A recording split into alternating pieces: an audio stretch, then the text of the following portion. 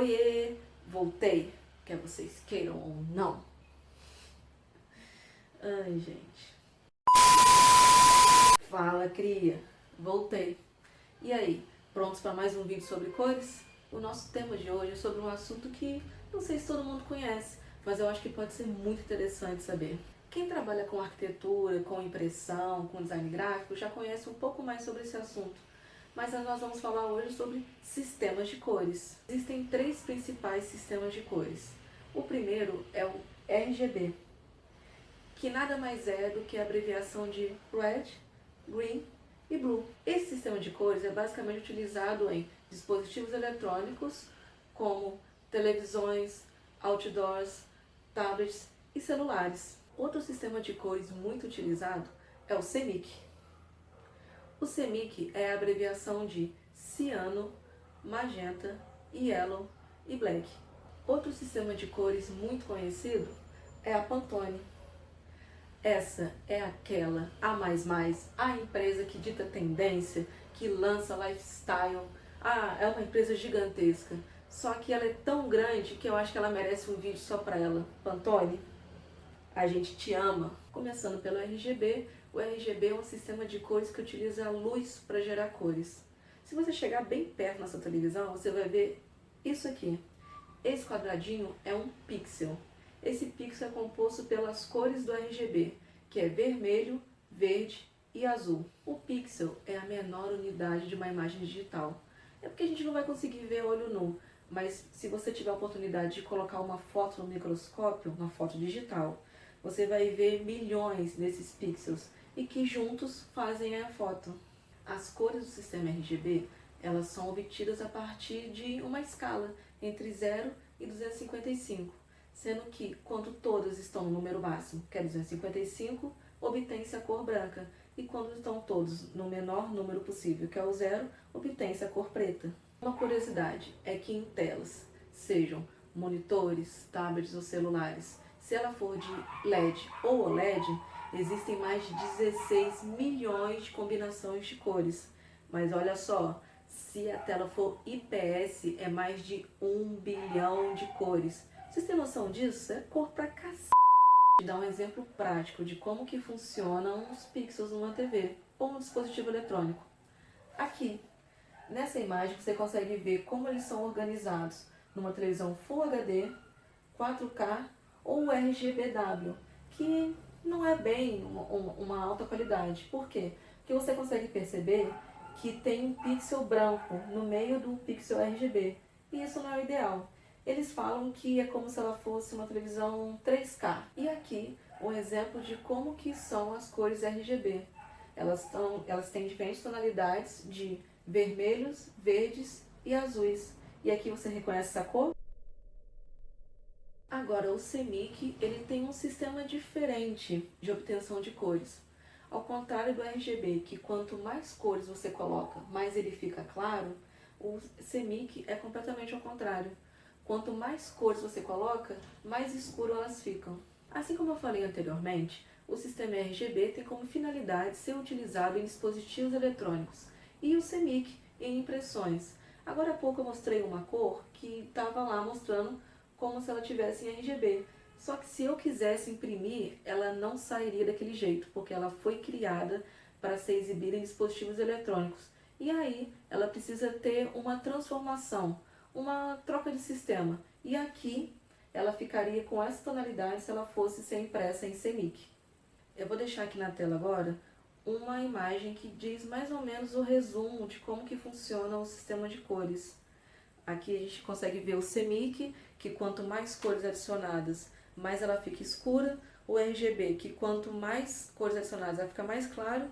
E a Pantone, que tem um sistema próprio de cores, em que somente um código é necessário para poder obter a mesma tonalidade em qualquer impressão. Falando ainda sobre esse sistema de cores, eles não conseguem captar todas as cores que são captadas pelos nossos olhos. Então eu vou deixar aqui uma imagem para vocês terem noção da relação entre os sistemas de cores, as classificações das cores e o espectro que o olho humano consegue capturar.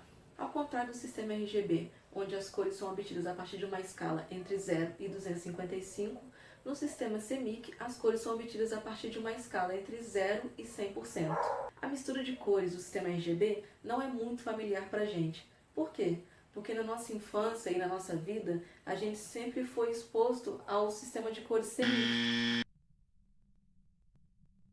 querendo ou não, que é quando a gente mistura as cores no papel e elas vão ficando cada vez mais escuras, caso mais cores sejam adicionadas. Outra curiosidade é, quando eu falei que CMYK era abreviação de ciano, magenta, yellow e black, vocês também ficaram se perguntando por que black foi abreviado com K e não com B? Existem duas explicações. A primeira é para não ser confundido com o blue de RGB. E a segunda é porque a principal chapa de impressão da CMYK, antigamente, era chamada de key plate. E aí, para poder conseguir diferenciar o azul do preto, resolveram colocar a primeira inicial dessa placa, que é key plate. Por isso que é CMYK e não CMYB. Outra curiosidade é, se eu te dissesse que no sistema CMYK nós temos 2 pretos, vocês acreditariam? Vou te falar por quê. Existem 2 pretos, porque tem um preto simples, que é só da letra K, de black, e existe um preto composto, que é a mistura de todas as cores. Infelizmente, o preto composto é mais caro. Por quê? Porque você utiliza todas as cores, mas em compensação ele é um preto muito mais escuro, chamado de preto absoluto. E o preto simples é um preto que utiliza só o toner preto. Ele é um pouco mais claro. Você vai ver, vou colocar aqui. Nessa foto você consegue ver bem a diferença. Mas em compensação, ele é bem mais barato. Mais uma curiosidade é que existe um sistema chamado hexadecimal, que nada mais é do que o sistema RGB, só que para a internet. Para demonstrar melhor, eu vou deixar aqui a imagem que eu usei como exemplo para o sistema RGB, que é essa daqui. Eu não sei se dá para reparar bem, mas eu vou colocar um zoom aqui e você vai perceber que toda cor RGB já tem um código embutido que é hexadecimal, que é para usar em websites. O sistema hexadecimal é um sistema em que cada cor tem um código único. Essa cor é definida por 6 dígitos, sendo que antes temos uma hashtag, ou para quem for mais velho, um jogo da velha.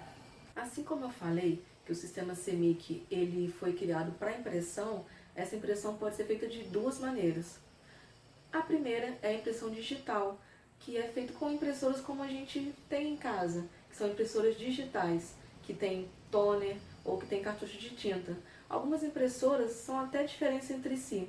Algumas têm 2 cartuchos, que é o preto e o colorido, e outras um pouco mais novas, elas têm 4 cartuchos, que são todas as cores do CMYK. Outro tipo de impressão que a gente tem é a impressão offset, que geralmente ela é feita em larga escala, em grandes gráficas. Por quê? Porque são impressoras de grandes formatos e também porque elas utilizam chapas, e essas chapas são moldes, e esses moldes são caros. Então não vale a pena se você for imprimir poucas tiragens com esse molde. Geralmente são para grandes empresas que precisam fazer grandes quantidades de impressão. Para ficar mais fácil, vou colocar aqui na tela um exemplo de impressão digital e agora um exemplo de impressão offset. Complementando esse assunto de impressão, não existe um modo certo e um modo errado de se imprimir. Pode ser digital, pode ser offset, pode ser utilizando os 2 métodos.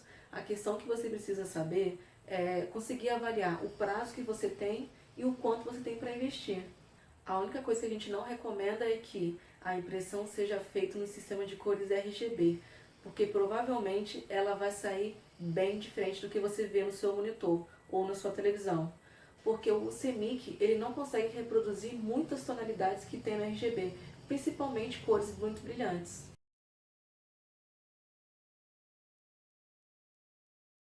E aí, gente, gostaram de saber um pouco mais sobre o sistema de cores? Eu sei que eu falei só um pouquinho sobre o Pantone, mas é uma empresa que tem o meu coração e ela merece um vídeo só para ela. Sendo assim, a gente se vê no próximo vídeo.